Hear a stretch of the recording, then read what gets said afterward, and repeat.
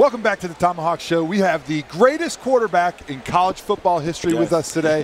What a pleasure. Baker Mayfield, thanks for being on the show, my friend. Appreciate that. Baker, great to meet you. Now, you're fresh off a great season at Oklahoma. Won the Heisman. First guy in recorded history to win the Heisman after coming in as a walk-on. Now, I'm sure you've talked about that story 100,000 times. Here on the Tomahawk Show, we don't talk about boring stories. No. What I want to hear is, as a walk-on guy, did you get any recruiting visits? I did.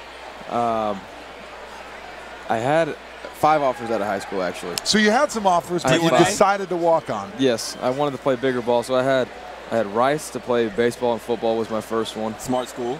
Yeah. Then Florida Atlantic, New Mexico, Army, and Washington State.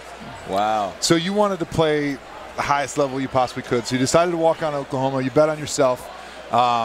Did you take any official visits to any of those schools? Well, he started off at Texas Tech, experience right? Yeah, I started off at Texas Tech, actually. So did they bring you in on a visit? For the spring game. But it wasn't an really unofficial awesome. visit. Yeah, so I was getting recruited a long time ago, but the 5 official visits were definitely the highlight of me being recruited, because it was like a time to get out of Wisconsin and go party with a bunch of like college kids, get me into all the clubs. It was so much fun, and I definitely am glad I used all 5 of those visits. Yeah, because I definitely made my $5 worth that they gave me for that weekend. I was a walk-on as well at Toledo. There you go. So you probably wouldn't have went there either. But I did walk on there. I officially visited Lehigh, Holy Cross, and I believe. Ooh, those are some powerhouses. Slippery Rock, the Division II team. Slippery Rock. Yeah, it's a really weird name, but it's a real school. In Pennsylvania. In Pennsylvania, the PSAC.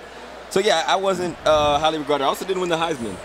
So that's where our similarities end. I didn't have it back then either. Yeah.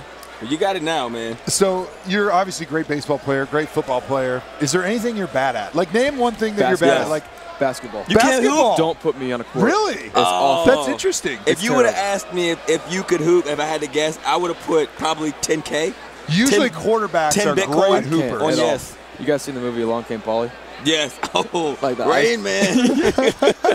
That's hilarious. I'm laughing at it. I've never seen it, but I'm sure it's great. I'm sure it's awesome, you gotta pull it up. Yeah, check that one out. Gosh, you can't hoop. Okay. But you got to be able to play golf, right? Because all kickers, punters, and quarterbacks in the NFL are great golfers. I'm working on that. No, so you got to be a good golfer. You said because he's a white guy, you think he can play golf. No, you but can't we hoop. had Patrick Peterson. Patrick can golf. We just had Patrick Peterson on, who just broke that stereotype. He said he was a 4 handicap, and he's got a golf tournament down the road here. I'm a lefty in baseball and golf. I swing left-handed. Really? Yeah. Wow. How about that? Throw righty. Golly. So, okay, pancakes or waffles? Pancakes. He's a pancake guy. I'm a pancake Have you guy. ever put peanut butter on a pancake? No, I have not. But you should try it. I have put Nutella on one. Nutella. Yeah. So that's pretty similar. Close. It's a delicious treat. I thought it was Nutella. I think it's Nutella. Nutella. I thought it was Nutella. Okay, I don't know. You just like saying nuts, Yeah, don't you? That's I why. always thought it was a weird name. I'm not gonna lie. So I see you're a big Justin Timberlake guy. Big JT fan. JT's a big football guy. He comes to a lot of these Super Bowl parties. You know, being on the Tomahawk Show, we've rubbed elbows with him numerous times. Yeah.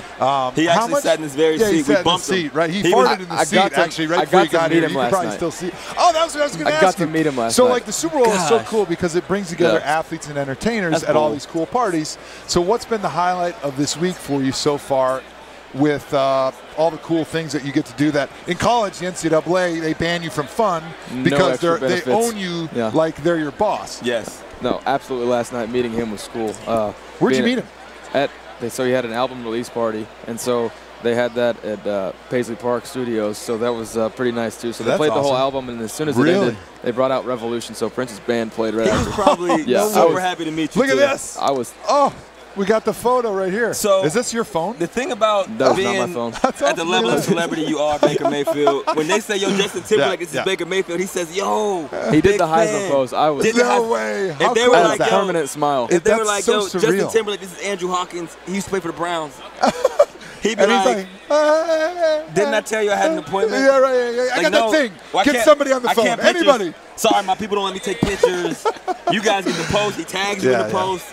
Did he give you his phone? Like, hey, man, just put your digits in here. Yeah, give me a call. No, Most famous person you have in your phone. Most famous person that you have saved in your phone. Peyton Manning.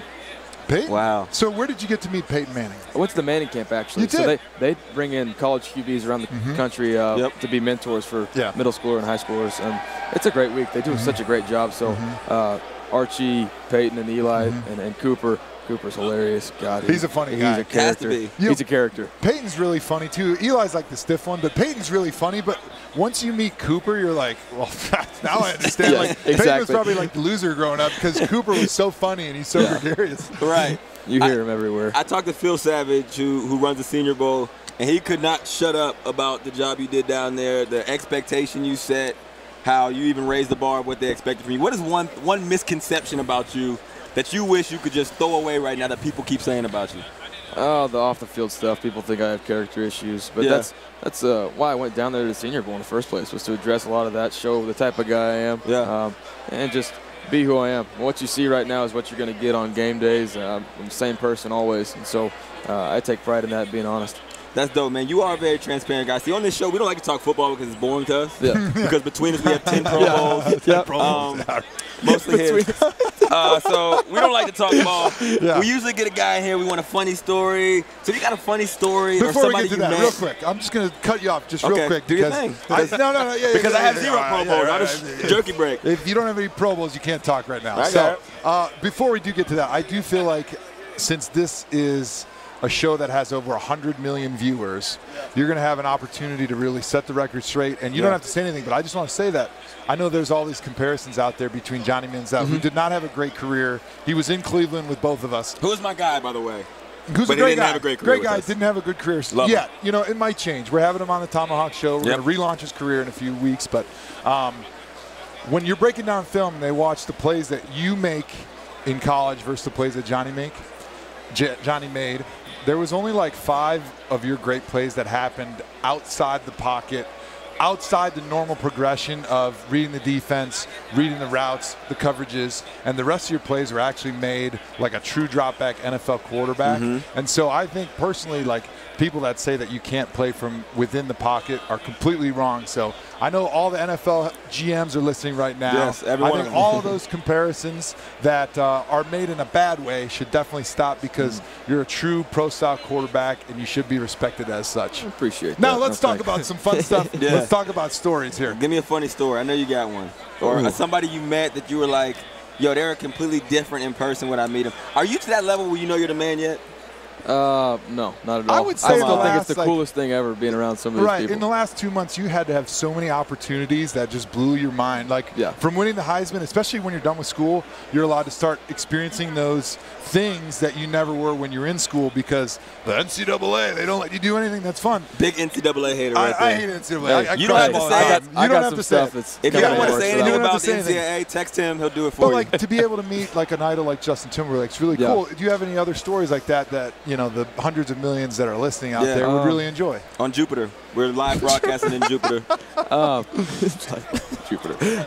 No, Odell. Meeting Odell was cool. He's a very chill guy, laid back, always dancing, always moving around. Beat him in bowling. Are you a good bowler? Not bad. Not bad. Like 150, 175? Or is Odell just horrible? Well, no, he wasn't bad. He just throws the ball so hard. Yeah. His fingers are so long. I don't know what he's doing. No, I got a 178. Did Odell give you his number? That's really good. Yeah, I got his number. Right. So he probably. I don't get people's number. He's probably. I played with Joe for 3 years. He doesn't even. I don't even have his number. I feel like he has a flip phone. he does. There's no doubt. I still have a flip phone kind Actually, of guy. when I came to the NFL, I had a flip phone.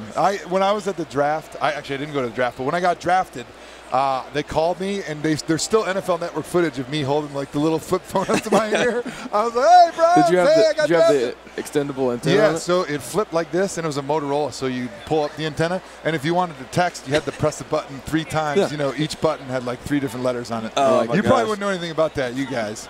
Joe's old as shit.